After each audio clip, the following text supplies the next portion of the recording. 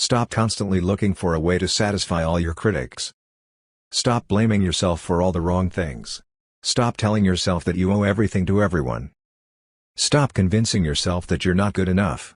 As long as you've done your best, the Almighty knows. Only the Almighty knows why you're in the state you are for so long. But don't fret, because perhaps the delay in answering your prayer is better for you than you getting what you want when you want it. Trust Him to get you out of the situation when the time is right. There'll be good days and bad days. Sad things will happen in your life. Try not to be upset, learn to accept things and take it in your stride. It's all part of the Almighty's plan. So accept His decree and face everything with full confidence, knowing that He's watching over you. Don't make your friends more important than your family. Remember, charity begins at home. Some people are so good to those outside their homes but treat their family members badly, with abusive talk and action. If that's the case, you've lost credibility with the Almighty. Many people are so busy spreading slander they hear about others that they do not even stop to consider whether it is true or false.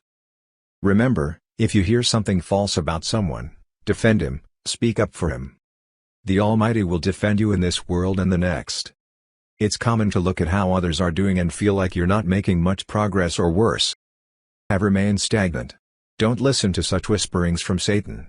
Whenever you think your life isn't going anywhere, just remember where you began and count your blessings.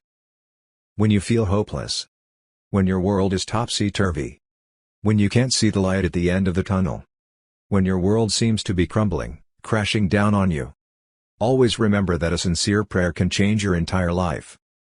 Where there's hope, there is life. Make the Almighty your center of focus every few minutes daily and you'll surely find ease in the hours that follow. Take small breaks during the day, think of Him and thank Him. Put Him first and your life will be elevated to a different level, a whole different perspective. When you pray, pray wholeheartedly. Give it your all, as if it's your last one. The Almighty knows and He is watching you.